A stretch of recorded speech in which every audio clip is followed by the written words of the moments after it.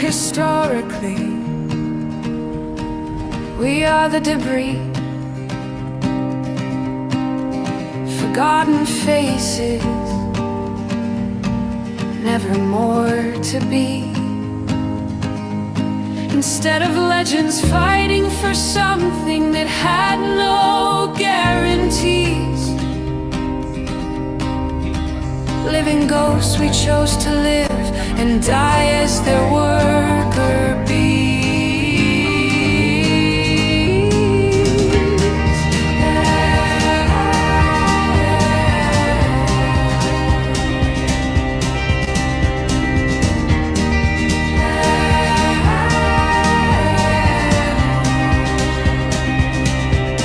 Why didn't we break out from their hide? Why didn't we follow our own sun to another life? Why didn't we scroll over all their flowers? Brothers and sisters, it's okay to be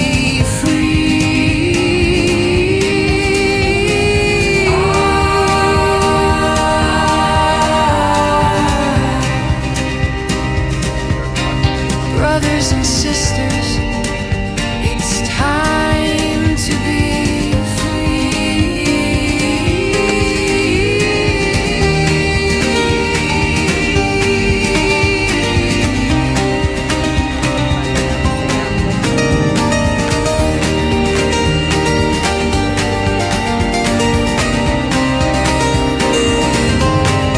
freedom of movement, freedom of thought, freedom to choose, freedom to talk, freedom of religion and association, freedom of the press, freedom to be you, freedom to be you,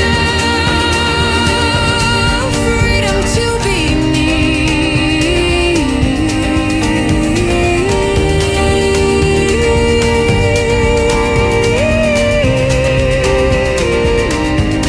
I can feel your secret vibrations like our last fading song. It's time, oh, it's time to be free. I can hear your vibrations like a final human cry. Oh, it's time, oh, it is time to be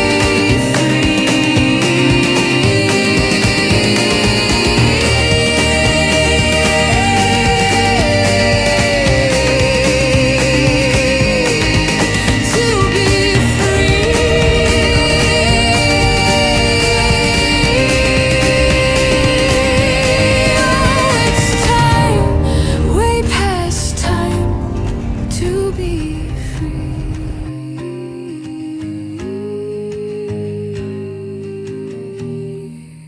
So if you like that song, you want to help support Cafe Lockdown, it's available here now. We're not putting it up on Spotify. Spotify, they're just ripping off artists. It's only available here, so it's boutique.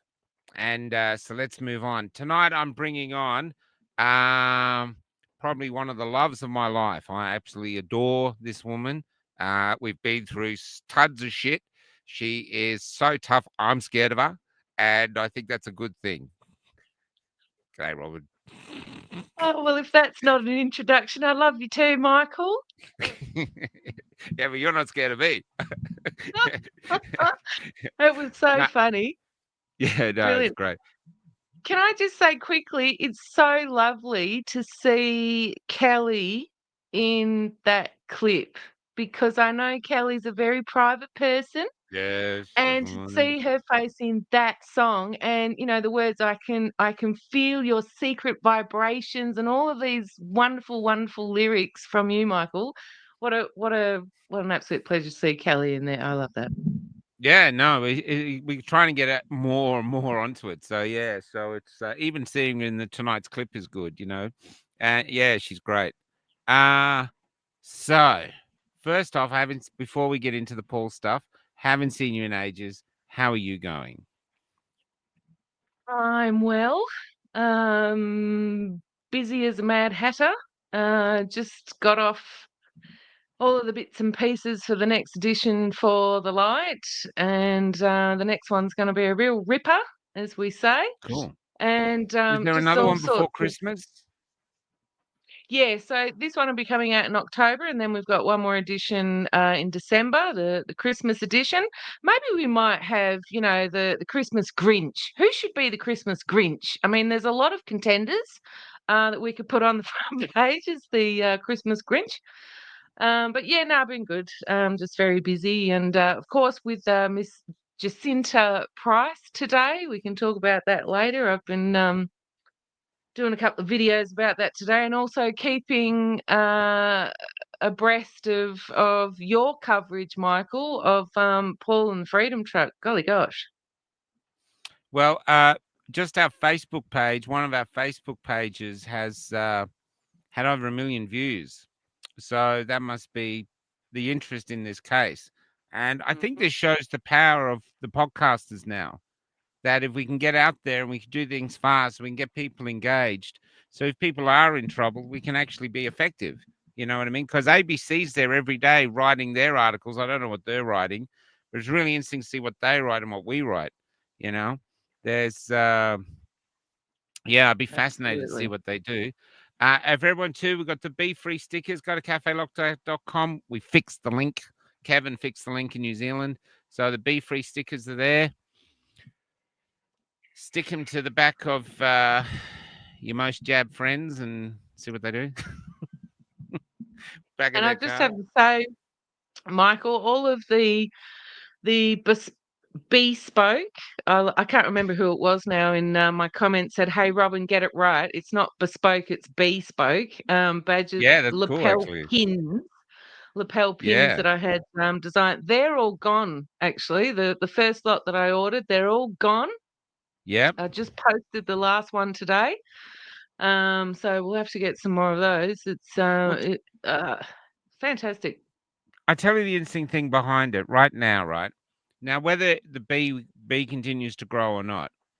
And I actually prefer it without Be Free. I just like the fact that it's just a bee. It's cute, you know. It's the really interesting thing is that MSN and the government are painting us like Jew-tone. One side Nazis, the other side right-winger, and anti-vaxxers, sovereign citizens, whatever. They're just trying to paint us. And the reason they're trying to give us this identity is because we as yet have not established our own identity. And so that's why a symbol or fashion or something is really important. We're not going to get you fuckers decide who we are. We know who we are. And that's why the case of Paul was so important. He was on trial. And I think a lot of jurors, I'd like to meet them, not all of them, because a lot of them were really moved by Paul. He had them crying a few times. But I bet a few of them couldn't see the beauty of Paul because they had the filter of the sovereign citizens and all the other MS bullshit, because the government, Australia, is trying to teach you to hate other people, other Australians. That's how they're trying to get them. That's how they're trying to do what they want to do to you, which you don't want them to do to you. But you're so distracted because you're hating other Australians because the government's told you to hate other Australians. Well, we're not the enemy. That's right. Simple as that. Absolutely. And I'll disagree with you a little bit there with MSM trying to establish an identity for us. No, we clearly have one. They're in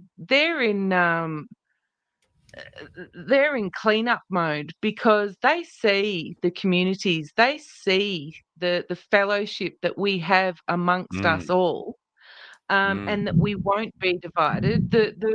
The real liberty lovers, let me put it that way, will not be divided, and they're doubling down because they can't have us let the general public know about our identity, if you like. So I think they're definitely trying to create one for us, with this sovereign citizen nonsense and, conflating everything together into this nice little Mm, package with a red bow that they mm. feed to the general public. But I think we definitely do have one, and they're doubling down.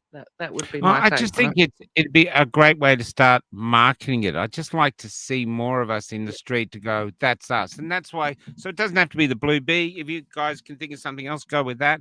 But it's just something that defines who we are. And I like the story behind the bee. But anyway, let's get to Paul. So I've had, we got a call about 3 weeks back, Cal. 3 weeks ago, we get a call and I'm heading to Perth to see mum. And it's Michael, Paul's brother, and he said they pushed the court case forward. We're in court next week. We've got a jury trial. Paul's facing 30 years in jail. So, so Kel and I both just had a really strong calling to go to. We both looked at each other and said, "Look, we got to go there." And so we've gone. We've been hanging around Canberra, parking here, parking there with the bus, and what we've seen today, or it's been arduous, it's been painful watching Paul being tortured. And he's not stupid, but there is a kind of way of watching. People say Forrest Gump, but I more prefer the character out of the film being there with Peter Sellers. Here's this gentle guy, and he's been through so much, and it hasn't made him an evil, nasty, bitter man. In fact, you feel like you're hanging around an apprentice angel a lot, and they've just been going at him. He's just remained Paul. He's been, they get the cops going, you could have run me over, mate. Yeah, that's the most, what they say, that's the most irresponsible thing I've ever seen, most reckless thing I've ever seen. And they finishes his testimony, and Paul goes, thank you, Officer Williams. And he really means it. And he, like the copper, this woman who pepper sprayed him in the face whilst the truck was moving, maybe put that under definition of reckless. Spraying a truck driver in the face with pepper spray whilst he's covered in glass and surrounded by 1 million people. That's reckless, Donna. Yes. Anyway, so she's there. He's chatting to her yesterday. They're just chatting away together. He doesn't bring his bitterness. Like I even made a joke about Cossack. I said, whatever you do in the future, Paul, never listen to Cossack. And he goes, I don't think we should put down Cossack. I think we should be, mate. It's a little joke, and he probably won't even hear it. He's in Cossack land. It won't get through to him. And I never put anyone down, but Cossack should have come forward and helped with this. He's been all through the trial. He should, if his integrity is as big as he sells it to the world. And I never talk about other freedom people, but if he's really what he says he is, if he's really got full of integrity, he should. He didn't have to leave the Russian consulate, but he could have been a witness on the stand through video conference. He could have helped this young man that he put in harm's way. This man has lost 3.5 years of his life because he was taken the wrong way. Even the prosecutor today said Paul is easily led. So he took him the wrong way, and then he could have helped. Was there, do you know if there was any communication with Aussie Cossack to participate in the trial and whatever? I think initially there was, which is hats off to Cossack, I do believe, but then, just maybe didn't want to deal with it. But the thing is, we are a community, and this is one of our members of the community, and we have to have a thing that we try help when we can. And especially if you're deeply a part of the problem of this, which he was. So he could have actually gone on the stand and told his side of the story, and they couldn't have touched him. I mean, I made him go that way. He could have lied and got Paul off. Anyway, something happened today. In the morning, the jury found Paul guilty. We got called in. They deliberated all day yesterday, and then they had some questions about what recklessness meant, and the judge gave them this answer, which made it, I think, gave them very little wriggle room, and and this morning, within 20 minutes, they were ready to with a verdict. And I've never been in this position before. I've never had a friend waiting on a jury trial. I've never experienced that before. And the Yeah. court, we had there was a group of people there. Most of us don't really know each other. We've come to support. This is who we are. We're getting on, and then he got found guilty, and you just thought, 12 of you found him guilty. You've seen what we've seen in this trial. We've seen Paul. You can completely see that he's not reckless. And anyway, so the first half of the day was completely despondent, because I just thought, basically, as far as I was concerned, the chances Paul had of being acquitted were the same chances as, say, is in To Kill a Mockingbird. Here's this black guy. He's innocent, but he's got an all-white jury. And Paul was a cooker, and he's got an all-Canberrian jury. And so we're very, very, very concerned. But then we come back at 2:00, and out comes the judge, and we're all sitting there. And then the prosecutor stands up and just basically, no custodial sentence. And he said that actually before we went away. As soon as they said guilty, he was like, no custodial sentence. We don't want a custodial sentence. I thought it was really strange. He's so adamant about that. After he came back, because they had 5 other serious charges from absconding from police and stuff. And he's going, well, absconding police. He said, yeah, but, we did see the video where he pulled out the chain and released the air brakes. And even the judge said, and he was in shock. So the judge and the jury and the prosecutor were working together to figure out ways to get rid of these other charges. And then they threw them all out. They just got rid of them. And they said so the charges are gone. And then they listened to submissions for what should happen. And this prosecutor, amazing. I still can't believe I'm saying this. This prosecutor became Paul's lawyer. He became Paul's advocate. He said, this man is of really good character, and not just his driving record.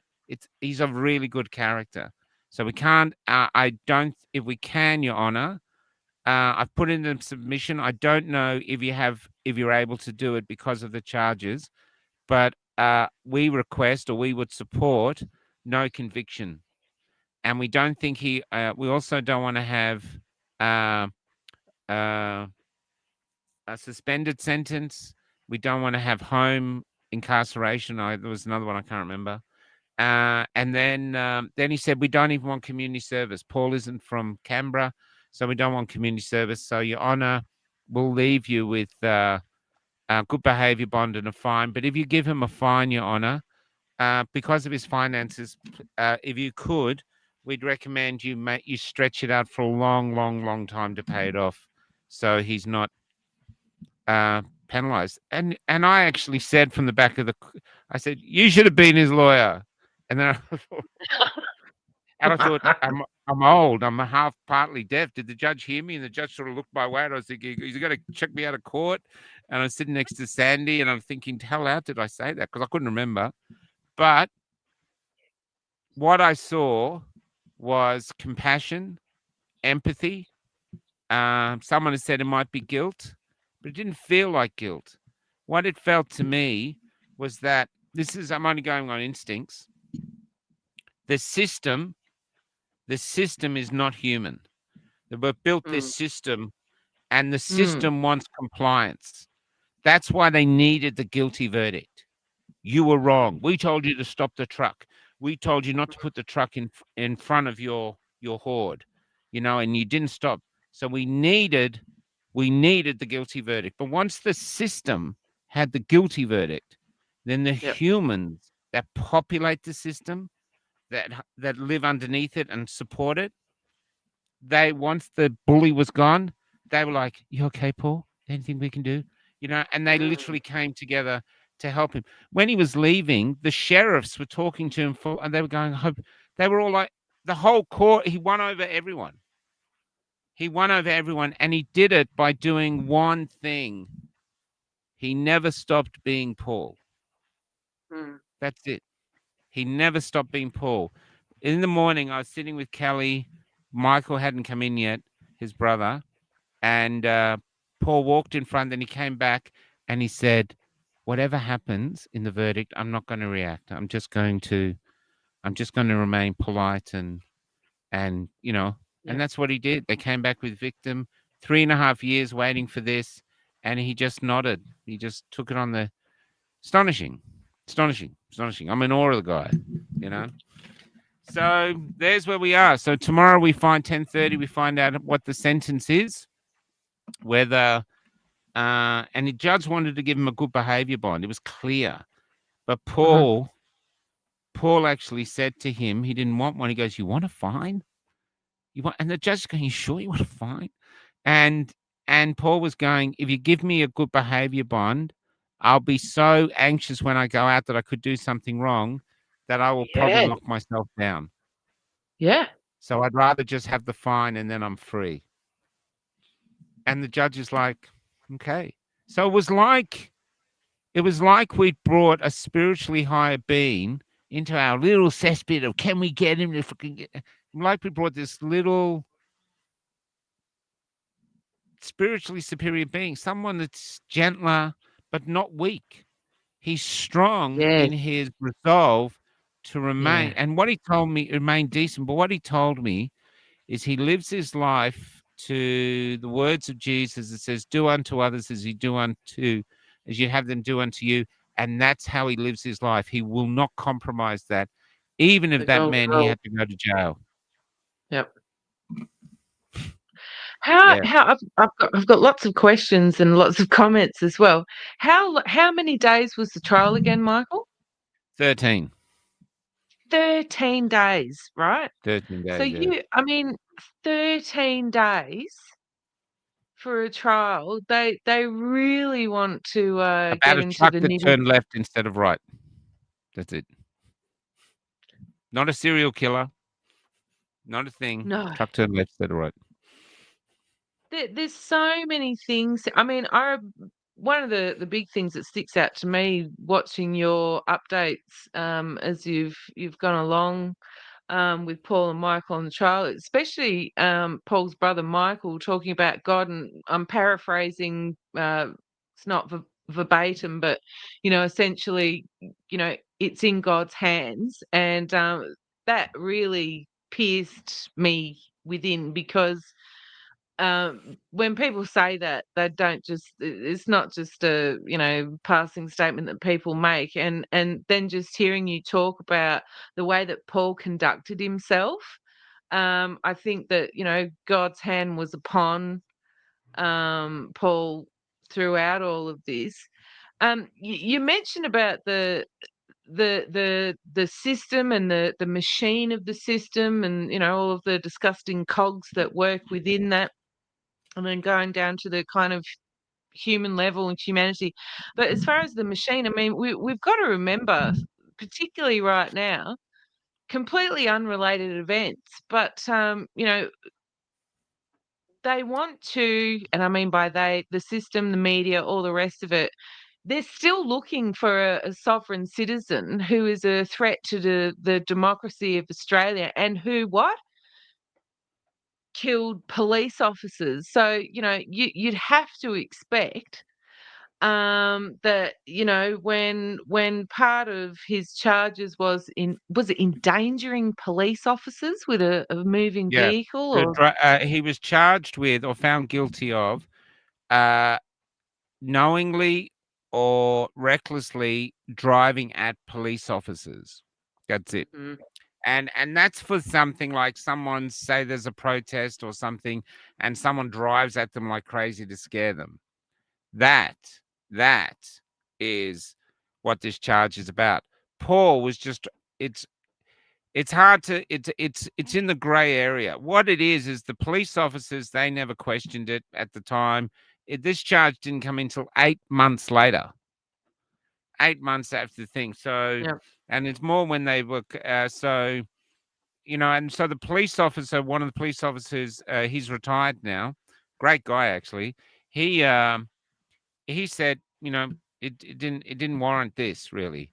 And what I actually think was the system, because well, let's go back a bit. So everyone that came to Epic, this is what we've discovered. And I know this now. I try not anymore to do things without evidence. We've got 4 witnesses now who went downstairs at the old Parliament House. They had a huge, a lot of the riot squad police officers there, ready to surge up and attack us from behind. We had the LRADs everywhere that we saw. They were preparing for war. Basically, they'd kicked us out of our jobs. They'd forced families, convinced families to kick us out of the family, like Christmas and all this. They'd done all these terrible things to us. They'd called us all terrible names, cookers and anti-vaxxers and this. And basically, they treated us like shit. A lot of people lost their houses. They even felt they'd lost their country. And so we came to Canberra, and I might end with the Epic song, because we came to Canberra, and because they had been doing so many nasty things, like don't let people into nursing homes. I think they expected us to be nasty back. But we turned up like Paul. We turned up like Paul. We turned up with free hugs. Let's have a hug. Come on, why are we doing this? We were a bit loud, we're a bit crazy, and we pulled air horns. We're protesting. But we didn't, there was no shops looted the whole time we were here. There was no cars burned. We didn't burn down Parliament House. We didn't do any of that. In the end, the only violence that you saw was against the people that were there. They kicked us out of the parks, and they were brutal. They kicked us out of other camps. And so this is it. And this is what I'm saying. It didn't become Israel-Palestine. It was like a hippie movement or something. We came with peace. And we came, as I say in the song, we came to remind you that we were still your mates and that it was not too late. We were still your mates. Yes, we didn't take the jibby jabby. Who gives a shit? But for you guys, it was really important. But to us, our sovereignty, our body sovereignty was just as important. So we went this way, you went this way, but we're still Australians. And if we don't heal the divides that they're constantly trying to divide us, we will become Israel and Palestine. And I think that's why people are getting so angry with the Palestine marches. It's not because they want to see Israel to continue doing what they're doing. They just don't want the hate from those 2 countries brought here, because we don't have it. And we don't want to be infected with your incurable hate, which you have. Israel and Palestine, and they've been killing each other since I was born.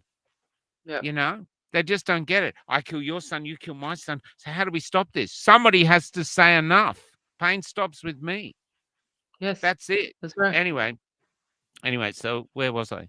So anyway, so here we were, and I've interviewed, I'm sorry, I shouldn't say this, but I've interviewed, documented lots of people who were injured somehow they were either, some had their face from here down was burned, their lips were blackened.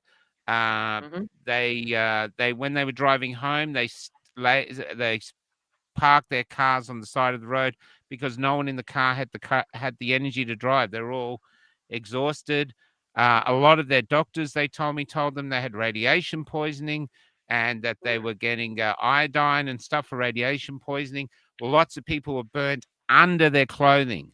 So we came there as peace to remind you, Aussies, that we're still your mates, and we got attacked.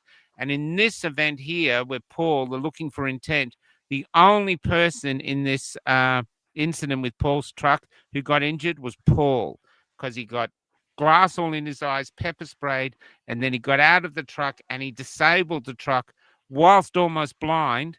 He pulled out the chain to let the air out of the air brakes, and if he hadn't, that truck could have rolled off, and good luck people trying to stop it. Oh, You know? I mean, you just said before earlier that there was a female police officer that sprayed Paul directly in the face. Wasn't that reckless? I mean, I would have liked to have While the seen truck was her moving, disabled. Hey, sorry. whilst the truck was moving, only moving slowly, but it was still moving.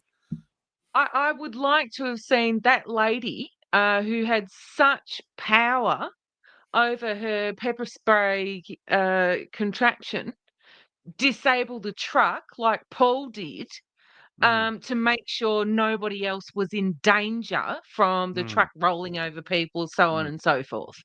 Yeah. Uh, I'm wondering Oh, what your also, thoughts are. can I just say one other thing, Robin, just to finish with Paul? Yeah, All yeah. this was this doesn't need a jury case. This was just Paul was going this way. He likes helping people. He had some woman in his band who never was a witness either. She was there going, "You should go right. You should go this way. You should go this way."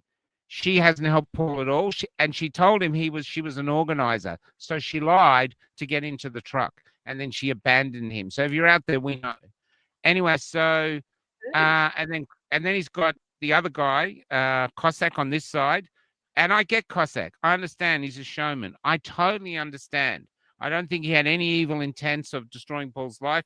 He just thought, I'm riding the camera on this baby. Great. Yeah, big That's truck. who Yeah. he is. Fantastic. But it went awry. It went Yeah. awry. So there's a few changes, a few this, maybe shouldn't have gone left, maybe shouldn't have gone right, whatever. But the thing is, there was 1 million people at that march, or the cop said that in the trial. The police commissioner got in front of the parliament and lied and said there was only 6 to 10,000. There's no way. No, the people who are in charge of the march were in court saying there was thousands and thousands and thousands. One of them finally said 1 million, and so they knew that. So they lied to the Australian public. The commissioner of the ACT lied to the Australian public. I don't know why. Maybe he didn't mean to lie. Maybe one of his subordinates told him that there was less. But this is on record, him saying 6 to 10,000. There wasn't. There was a lot more. So, basically and we're going to put in an FOI request to find out who gave him the information, because who let this man Yep. perjure himself, really? Yeah. Which subordinate said, nah, don't tell him it's 1 million, tell him it's 6,000. And so Yep.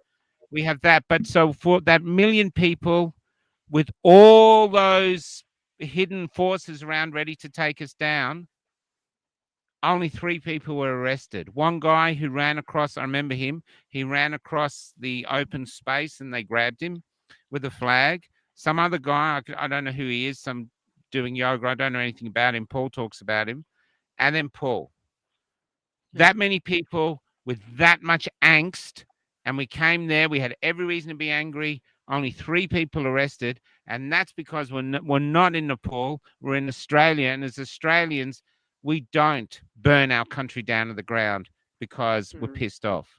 We come there to try and negotiate and talk and find a way through this so that we don't leave our country, we don't leave a divided country to our children. And so to me, it's absolutely it's the biggest protest in Canberra history, and it actually does. We're like everyone that went. You guys are like a shining light. Yeah, Dr. Pay as well. Sorry, Dr. Pay 4, and we're like a shining light to how we can be as Australians. You know what I mean? No one even sued to get their money back for the fuel, and a lot of people couldn't even get back to WA. Like Colin, they ended up in Ceduna in a refugee camp. These were decent, good, brave, resilient Australian people. And it's time for MSN to stop their lessons of hate, trying to hate us and trying to get other people to hate us. It's time Michael, to you stop just the said hate. people were a shining light of how kind, compassionate human beings under immense duress, and we Yes. all know what that was at that time, decided to take the higher road. Yes, we were protesting. Yes, we were highly charged. Yes, we were very upset. And yet, how many people? I mean, you've just gone through it. How many? I mean, the media can't portray a bunch of Jim Greer dirty got arrested too. anti-vaxxers Yeah. like that. I'm just wondering what your thoughts are about, I mean, not only was the trial 13 days long, which extraordinary, even when I've been covering the police officers in Western Australia that refused to comply with the old Britney Spears. What are your thoughts about? I mean, this is years, the journey to a 13-day trial being the punishment. Mm. Is Yeah. that the punishment? It absolutely know? was. He was at some hearing, something that he had to do where you just get screwed around with these hearings. And then he got the call that his mum was dying. So he had to race through the night on his motorbike to see his mum. And he got there in time, but so he's lost his mum. And the most beautiful thing, he got on the stand to tell his story, and this was the only time he broke. And he didn't break for himself for the 3 years he's been in limbo, just waiting for this 3.5 years. He didn't cry because he'd lost his truck. And, he spent a year building that truck. He's been on sickness benefits most of his life because of various injuries and stuff. So he's building this truck to get off sickness benefits. So, he was going to use it as sort of a novelty sort of chauffeur. So he'd done all this. He didn't cry for that. He cried when he told about why he came to Canberra. And he came to Canberra because his grandmother, who he grew up with as well, like a second mother, she got sick and had to go in the nursing homes. And initially they'd bring her into the courtyard so they could visit her, because they unvaxxed, they couldn't get in. And then they said they couldn't afford the staff to do that. And so they weren't allowed to see her. They did go in one time for half an hour, all dressed in PPE, but ultimately this woman, who Paul absolutely adored and loved, died alone. And on the stand, he was sobbing. He was sobbing. He was just sobbing. And I walked out of there in tears. Every other person in the audience was there in tears. The jury was in tears. I couldn't see the judge, but it wouldn't surprise me. It was heartbreaking. And that's from saying Paul came there to sort of say to the parliament, we can't do this. We can't let our grandparents die alone because we're scared of a flu, even if it's a new flu. We can't do that because human beings don't do that. Better to die of COVID and die as human beings than just hide away from it. Yeah.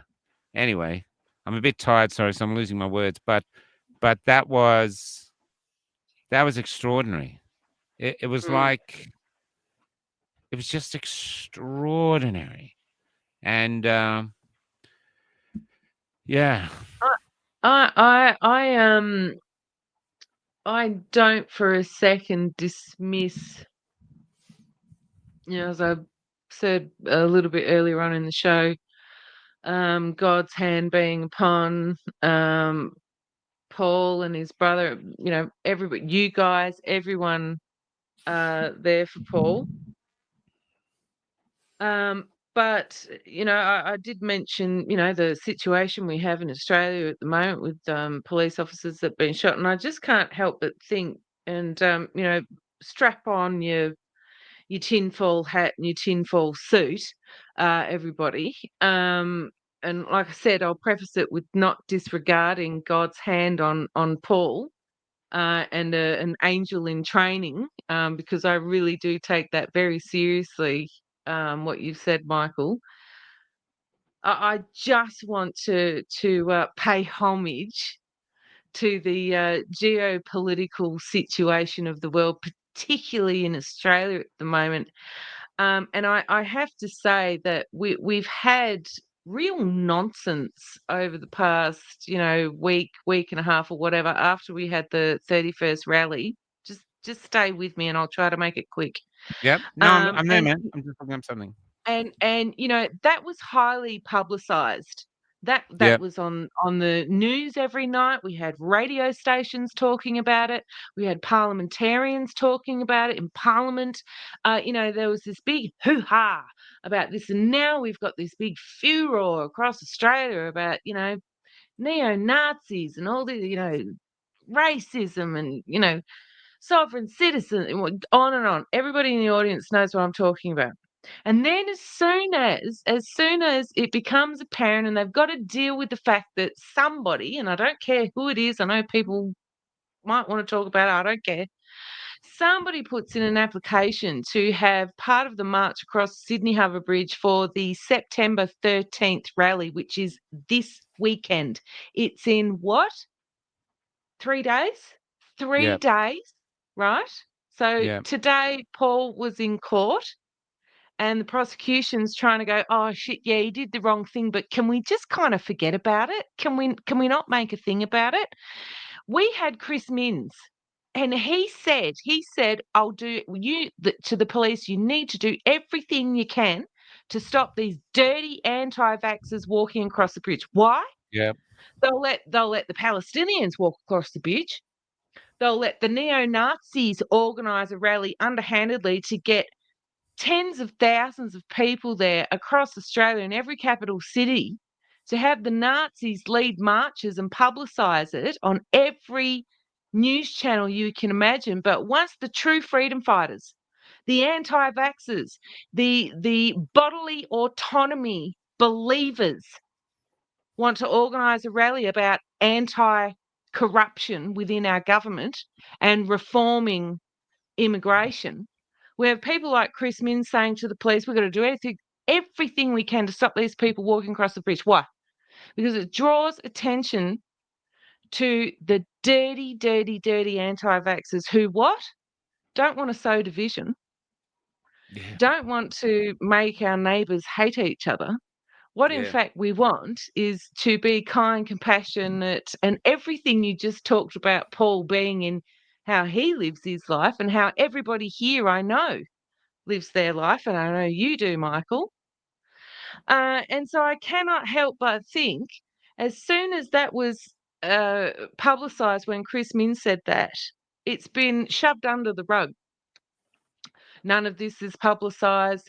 Nobody's talking about it. It's like, what? Again. And you can say we don't have an identity. No, they purposely put a huge fire blanket on anything we do because they cannot have the general public knowing about it. So my point being, Michael, can you imagine if Paul he might have been found guilty, but if he was sentenced to jail for any period of time for standing up for what every single Australian now knows after all these years, that they lied to everyone, they poisoned everyone, they're continuing to gaslight everyone. Can you imagine how many more people would end up on the weekend saying, how dare you put this young boy in prison for doing what we all know is right? I feel like not only God's hand, but a huge fire blanket has been put on this, and they've all had a discussion and said, we can't prosecute this guy and make him in prison because those pesky freedom fighters are going to kick up the stink. It's going to get more traction. We don't want people talking about it. We can't have people gathering in the parks en masse. It's enough that they do stand in the park every weekend. And I really feel like this kind of package they didn't expect. We had lawfare with Four Corners, it all followed on nicely with the 31st of August, neo-Nazis, all this bullshit. But this was completely unexpected. And I think they all rallied around in that courtroom, and the prosecutor was given a quick, smart phone call and said, hey, mate, you want to make sure that Paul is not put in prison. You want to make sure the freedom movement doesn't make a martyr out of Paul, so that people get out on the street and say, hey, government, what are you doing? I had to say it, and that's what I'm thinking, Michael. That's what I'm thinking. I've had these discussions today that they would have said, they're Look at this. It's been just on one of our Facebook pages. We've had over 1 million views. 1 Just million. You this. said 1 million views. Yeah. So there's a lot of people interested. We have people from overseas watching, and Dr. William Bay told me that in Indonesia they're watching. And we're all shadow banned, so we don't know what our real numbers are ever. You know what I mean? If we actually did, there's no way we could survive as we do with the numbers that they tell us we're watching, because no one watches us. So we don't know. We just keep doing what we're doing. I did think that maybe that's the case. I'm a big fan of the judge. I think the judge is very decent. All of us have watched him. He's been incredibly patient with Paul. I think he's been put in an extraordinary situation. Paul told me the prosecutors would just basically dump the case like halfway through, just like what? And so I don't think anyone wanted to touch this case, and so maybe that's it. I'm going by my I don't instincts. know. Look, I'm just it could be it. No, you're right to Yeah. say it. We're right to say it. Absolutely. We know. said the same thing. We don't know. I Yeah. maybe it's a lot of factors. I'm just glad that Paul's not going to jail. Praise the Lord. And then the next thing, of course, is his truck back, and we want him to have his truck back. He's paid the price. Give him his truck back. So that'll be the next little battle to see, and we'll go from there. So yeah, I actually want to do something else because you brought up Desi and what happened there.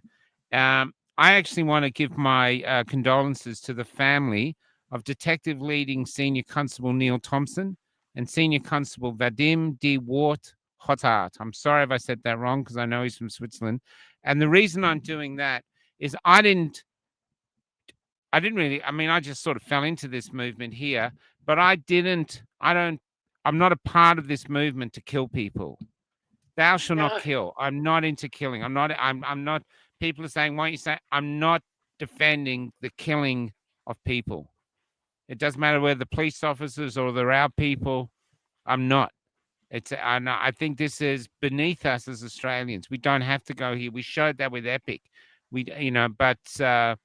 And I think it's a tragic situation. And I know people are going around and making him like a folk hero and the police and all this. There's nothing we can do about that. That's going to go to wherever it goes. Maybe that's what he'll become. I don't know. But myself, I am not going to justify the killing of anyone at all. I just don't.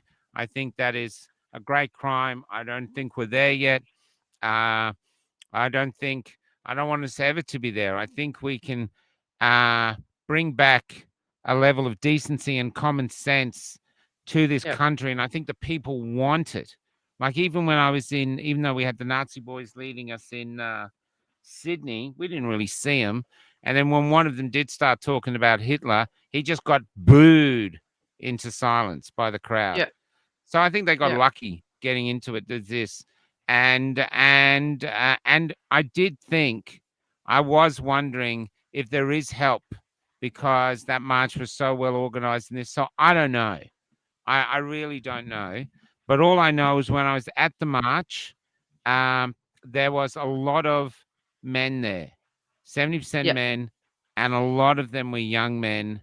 And to see young Australian males proudly flying the blue Australian flag, I was incredibly moved. Yeah. Anyway, Just quickly that you're gone. Yeah, go on. Just before quickly, you just mentioned there about common sense. I almost feel like our parliamentarians, the machine, and all the disgusting creatures who live under bridges don't want people to remember what common sense is, let alone bring it back into their lives. I think there actually is a war on for common sense. Yeah, well, they can't control us if we're done by common sense. And that's a great segue to this next thing. Now, this is Thelm. Now, I'm going to let you try pronounce his name, because I had enough trouble with Oosterhouse, let alone this name. But he's a great guy. He just before bringing it in, we got Florence bogged up to the axles in a place called Collie, I think. And there's all these people coming to help us. but Thelm came to help us, and it was really great because he said, "You know what we'll do?" He goes, "I'm going to tie you around the front, and then pull you through this big puddle." And I said, "Do you think we'll do the think the puddle will be okay?" He goes, "Look, it will. I'm going to drive across it now to show you that it's firm." And he got bogged in the puddle. So he slept in his 4-wheel drive in the puddle, and we slept in the bus.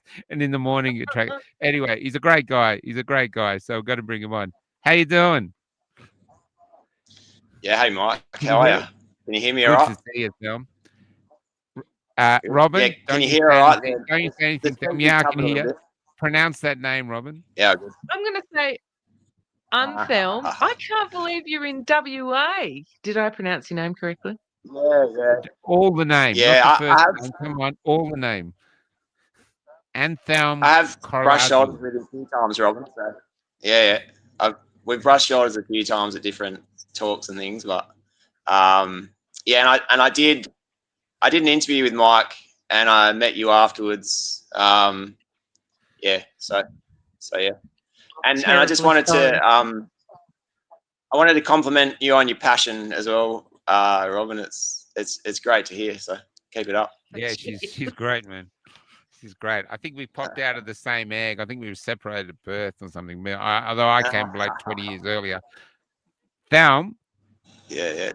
you'd wait for this. This is astonishing. Thelm called me up the other day and said this happened to me, and I said, "Oh, you got to come on and talk about it."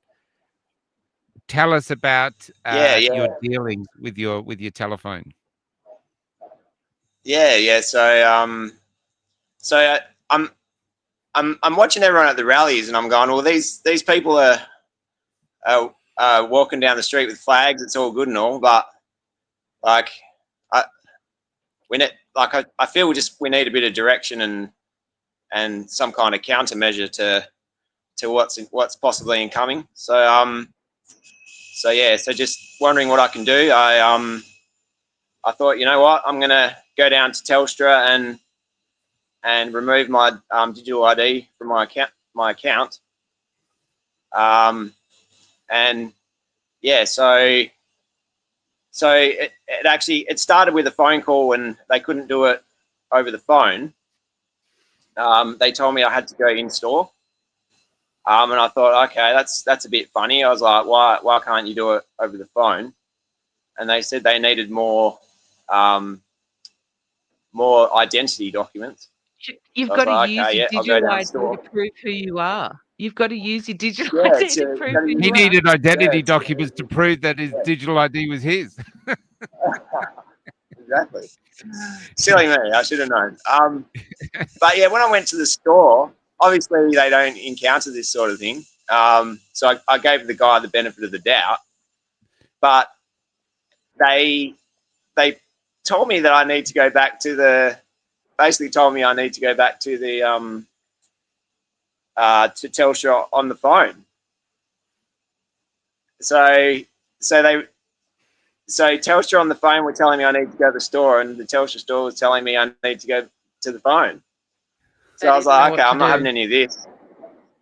I was like, I'm not having any of this. I'm not going home empty-handed today. So I took out my phone and tried to get a record, and then they threatened to call the police on me. So this is it. No, you tried to record them, didn't you? That's the point. You tried to record them on their phone. Yeah, well, I had some kind of record, so of my interaction that day, and then they got really funny about that. So yeah, but they ended up taking the digital ID off my account. Didn't they so threaten that to was call a the win. police? But and they threatened to call the police and said they'll be notifying the police. So but yeah, I wasn't doing anything wrong. But see, the worry is that if you go there and they don't give you anything, and then you record, and then they get the cops, and you potentially you can't do anything, you know. Or and this is the worry, that if recording them is against the law, then you really, yeah, that's like that's violating your rights as well, because obviously they're recording you. And when I actually asked them about that, they said that if I don't like it, don't come into the store. Basically, yeah. If I don't like them not recording, then yeah, don't come into the store. So they're recording you but how with am I? umpteen cameras, and that's allowed. Yeah. But if you want to do an audio recording of the interaction, so you've got some record, that's calling the police. You don't have the right to record me. Yeah, and that's a real problem, because if you record like in a court space or something like that, they'll steal your phone, you know, like, so that's a bit of a worry, like all these new seizure laws and stuff, like, yeah, it's concerning. So, but yeah, just can I ask suppose, first off, sorry, Thelma, someone just asked, why did you get a digital ID in the first place, and how hard was for them to remove it? Yeah, so basically, like, to get service, I'm in the country area, and I've only really got Telstra as the provider. But like a subsidiary of that, the cheapest subsidiary, because Telstra's bloody expensive because it's overseas owned. But there's like a cheaper alternative, Boost, and you don't have an option when you sign up to Boost. They take it, you have to have your picture taken. And when they take that picture, it's like in an oval, and I was like, that looks very much like digital ID, like that's, and you know, when you don't consent to things, but online you have no choice. Like, the choice is, like, you either tick the box yes, and you have to consent, or you just don't get the service, you know. So I was like, so I took a note of it. I was like, okay, I think I've created a digital ID, like, or biometrics, and I took a note of it, and I've always remembered. I was like, yeah, I think I've got a digital ID account with these guys. And then I was like, you know what? I read that in the legislation that digital ID is supposed to be voluntary. So I was like, okay, if it's supposed to be voluntary, I'm going to put it to the test and take it off. But then I realized, like, when I was in the store, that, like, it wasn't an easy process. Like they could do it, but they kind of said, like, oh, the only thing that's going to change is your email, and then you're going to be getting paper, and like, and initially they said no. Like, I reckon it was only when I started, like, recording and, like, putting my foot down, that they agreed to it, you know. So yeah, so it's just a good test to see whether or not it is actually voluntary, you know, like, because you have these laws in place, and yeah, like, so yeah, so obviously during the mandates, like, that was voluntary as well.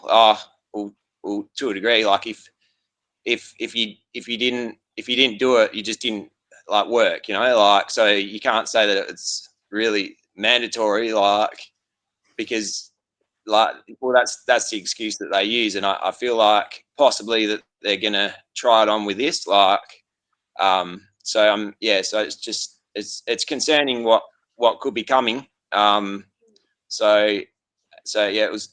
I just thought, well, yeah, what can I do to just to see, like, how bad this is, you know, like, yeah. So.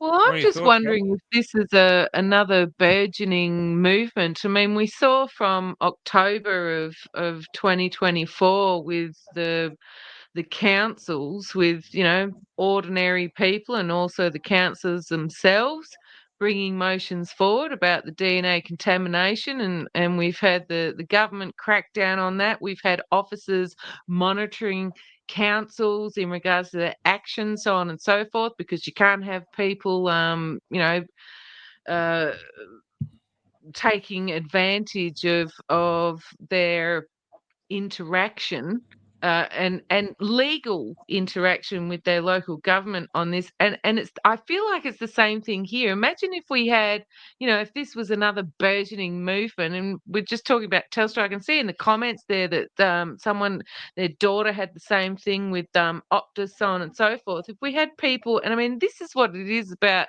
mass non-compliance, right? And you can still not be non-compliant when you do what Thelm has asked for Telstra to do, is remove the information, the data that I've given you. I request that you remove that. Imagine if that's another, form of dissent, mass non-compliance, that a whole bunch of people start doing that, because we all know what's going to happen on the 10th of December. And I can see a lot of people in the comments, because I obviously post a lot about digital ID and the under 16 on social media ban. And people say, well, I've already got a digital ID because, I've got an Airbnb account and they took my picture when I wanted to create an account. Or, you've just given your story with Telstra, all these sorts of things. Do we have to start, this part of non-conforming in regards to digital ID, and say, hey, I want my information back, Telstra. Hey, whatever firm it might be that you want to hand that information over to, you say, I want it back. Nope, not doing it. You can't. It's not yours anymore. You got to give it back. Was that Jane? Yeah, that's exactly right. Like we're supposed to. Oh, sorry, Rob. We're supposed to have control of our account. Yeah, we're supposed to have control of our account and our. So and I'd just like to add a quick note. Like, they did a survey and it was like 3% of the population that wanted that agree with digital ID or biometrics, one of the two. I've got an article, and so there's like, people don't even want that, that invasion on their lives, Like, so, yeah. I've been thinking, they've got. So you go, Thelm. Oh, sorry. Yeah, they've done the poll on that. Like, nobody wants it, but they're still pushing ahead. Like, it's like The Voice. The Voice. Nobody wants it, but they're still pushing ahead. Love you, Jacinta. Retard. Yeah. I think that was 3%. I think that was the Bunnings thing, right? Nobody wants facial recognition in Bunnings. I think that was 3%. Yeah. So. Yeah, but this could be a nationwide strike. But we could have a nationwide strike if we push in. That we're just not going to do it. And they might think, great, get off the internet. But even if we just did 4 or 5 days of having 4 or 5 days off the internet, one, we'd get our necks back. Two, it'd be really interesting to see all the internet companies going, hey, we can't survive. We survive off people buying stuff off the internet. Amazon, Facebook, Printful, you name it. These things, if it went quiet, even like 10 or 20%, they could be going, hey, it could be economically unacceptable for them. So, it might be scrubbed that way. Plus the fact that it's interesting. Like, the status in other countries is interesting. Because they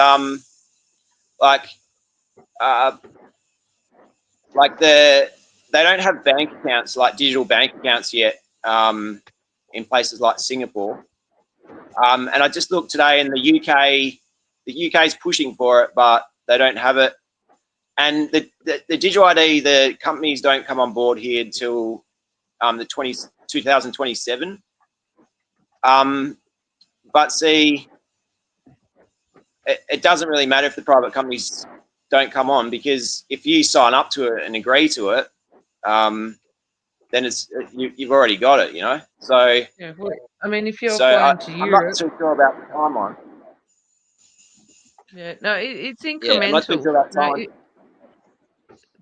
It's everything you sign up for. I mean, if you're flying to Europe, they're going to require you fingerprints, facial recognition, all the rest of it. I mean, it's a constant bombardment, and people don't see it as a bombardment because it's incremental, and that's how essentially they, you're constantly giving the same information again, and you just think, okay, I have to do it again, I have to do this again, do that again, blah blah blah, like we always had to do with the old system, remember, because none of the companies or whatever was linked up, so we just go, okay, just got it.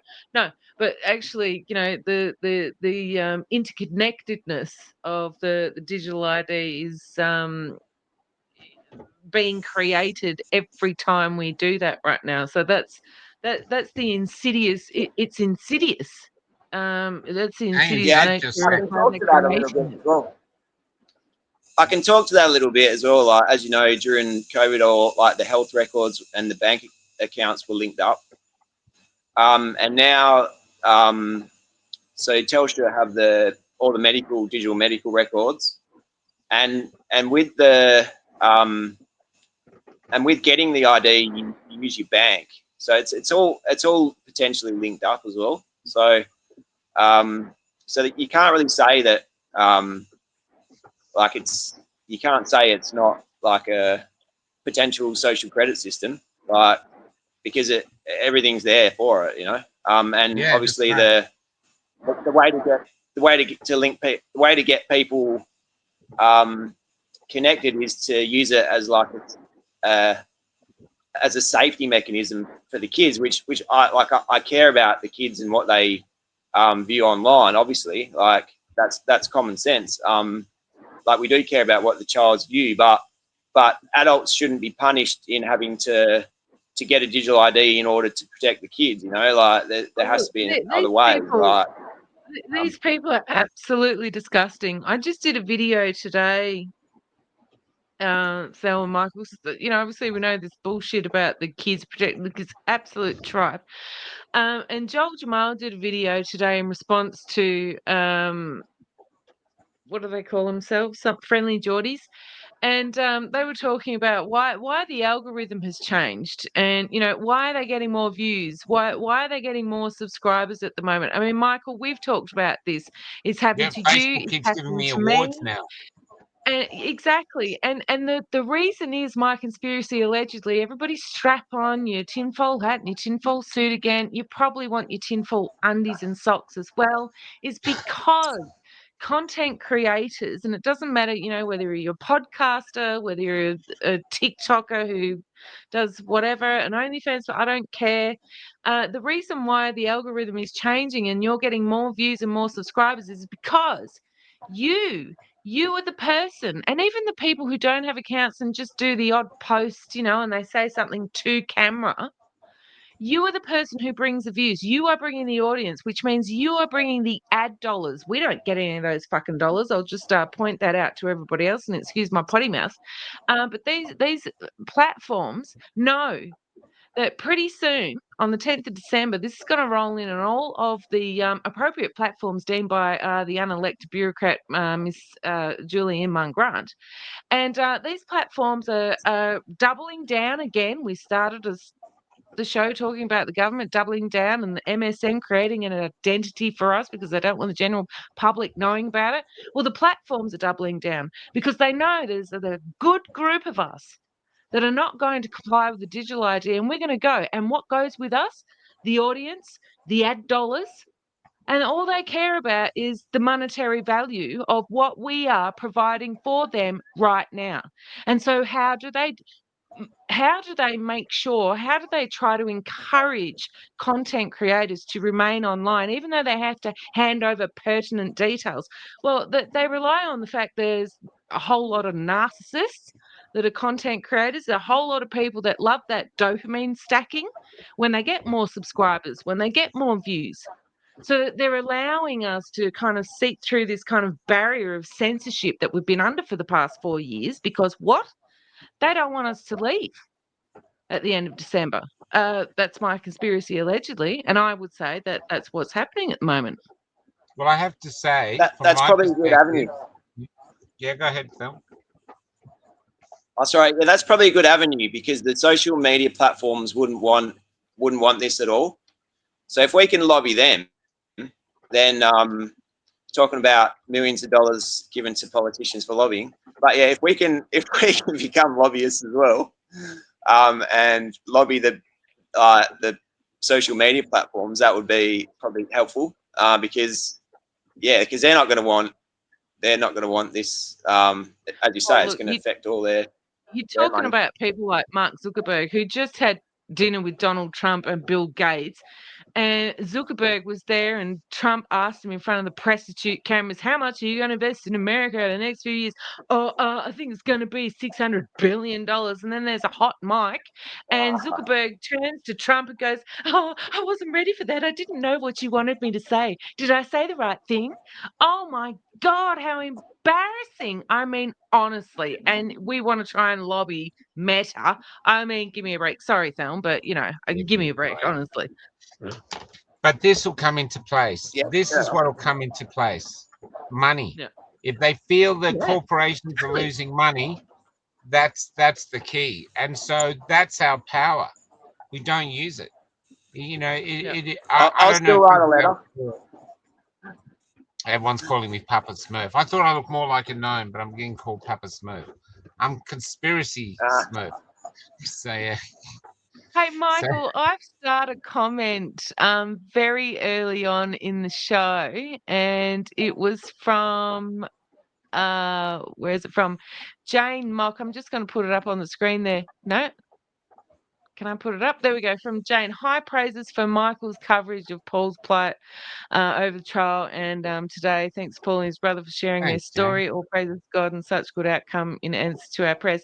Michael, thank you so much. And Kelly, and for providing that coverage, because corporate prostitute media are not allowed to report on this. And without you and Kel and Florence being there, none of us, no one would hear about this. So, yeah, well, this is why we came. We knew there'd be no one hearing if we didn't come.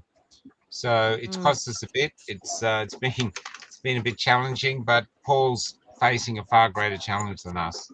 And his brother, I mean, Paul gets all that Paul. But one of the great heroes of this is one guy we can't mention. He doesn't want to be known. He's been helping Paul, but is Michael. I'm a big fan of Michael.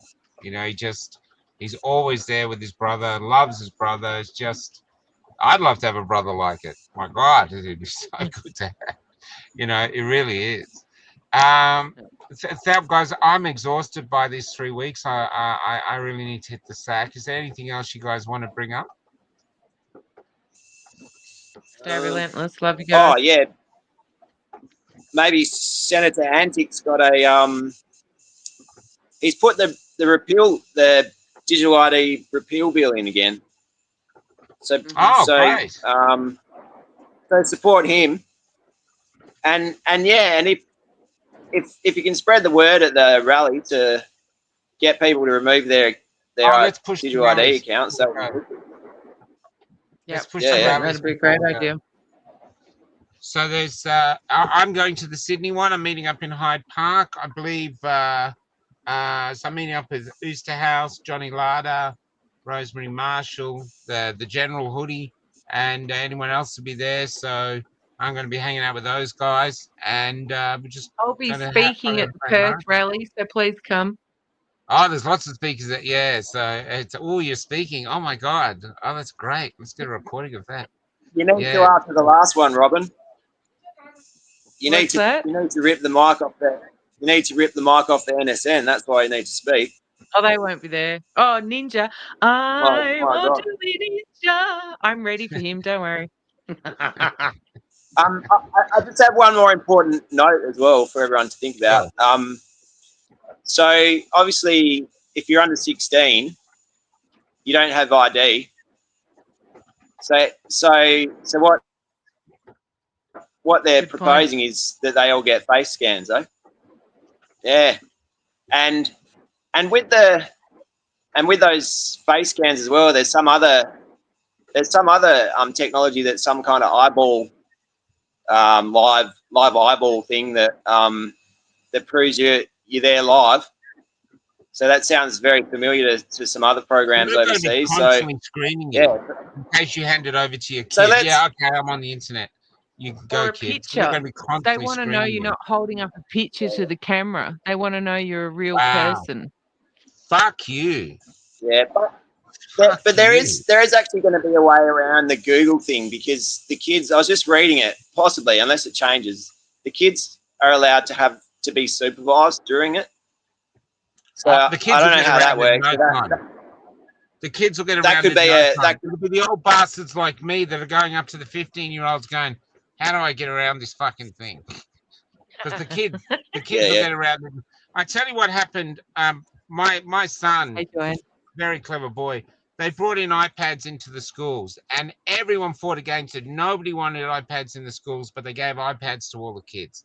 It was a huge fight, and this school was full of the father. There was parents who were lawyers and barristers. They still couldn't stop it. And what they said was these the restrictions on it. The kids can't do games. They can't see porn. It's impossible for them to get past these restrictions. And they're at a meeting for all the kids to and an assembly, and my son was the one that got up, and in 20 seconds he got around all of their things, and they just sat there and he proved them wrong.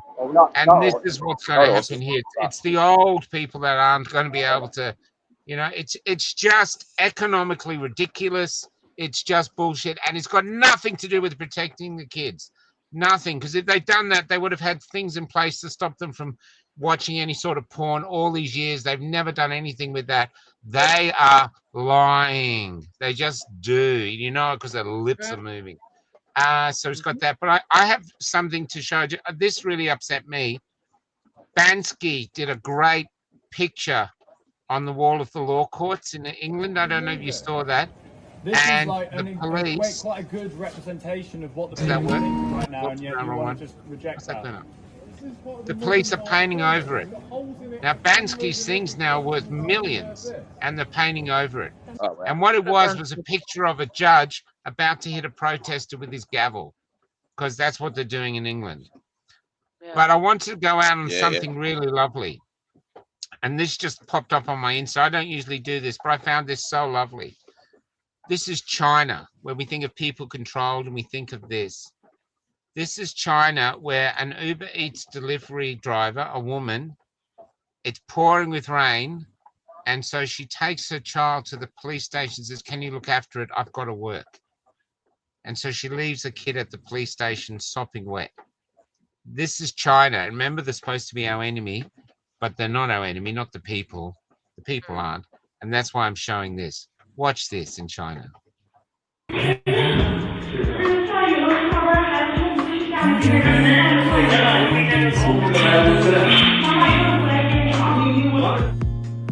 换过你的眼睛，就不会有情左手的你呀，右手的你呀，只记得花一扇，世界本该是你醒来的模样。左眼的悲伤，右眼的倔强，看起来都一样。原来你就是我自负的胆量。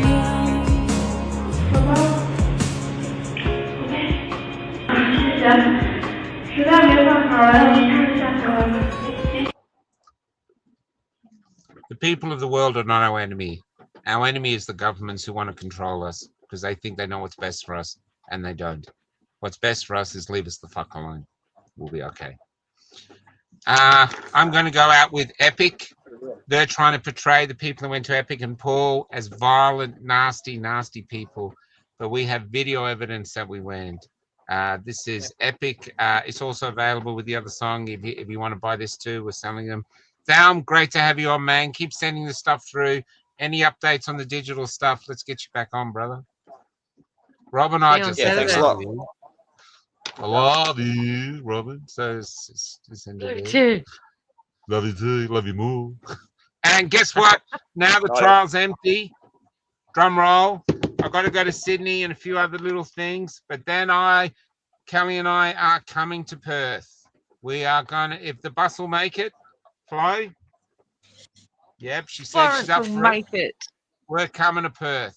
Okay. Can't wait. See you guys. See you guys. Bye. It's a great day today. We'll keep you posted tomorrow what Paul's what they're going to find him. How big the fine is. Okay, take care, guys. Good night. Okay.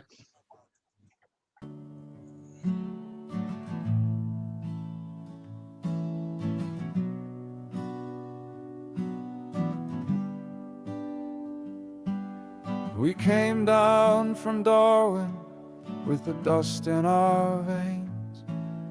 We drove across the Nullarbor, driven by change. There were convoys from Melbourne and busloads from Cairns, where we camped at Wodonga and fueled up at Pheasant's Nest. And there were tears of hope singing through our liberated eyes as we scrawled freedom forever across our government's lives. As we scrawled freedom forever across all our government's lives. And we didn't come to start a war, and we didn't come to hate. Instead we came to remind you that we were still your mates. And we didn't come to start a war, and we didn't come to hate. Instead we came to remind you that it was not too late.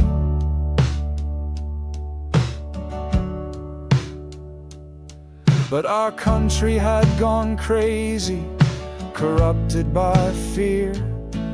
And before us the long path was already flooded with tears.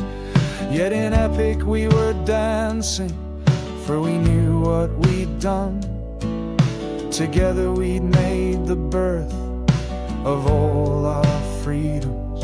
And this new cry for liberty were the smiles in our hugs, as the cops haunted our periphery like tyranny's new thugs.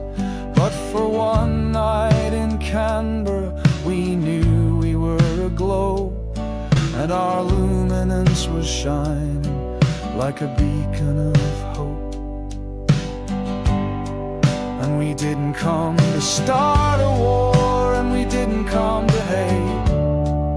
Instead we came to remind you that we were still your mates. And we didn't come to start a war, and we didn't come to hate. Instead we came to remind you that it was not too late.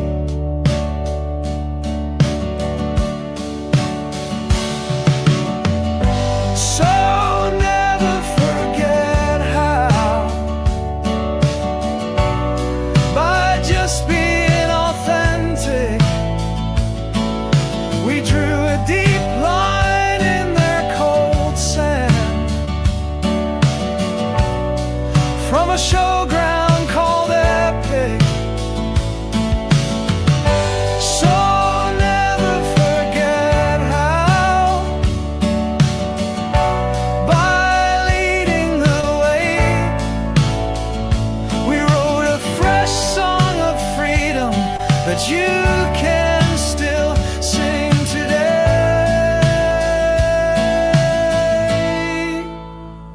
So sing like you've never sung before. Sing now like your soul's found its wings. Sing out like an echo through our time, until our grandchildren are born humming our lines. Until our grandchildren are born in the freedom's warm and glorious light. Until our grandchildren are born in the freedom's warm and glorious light.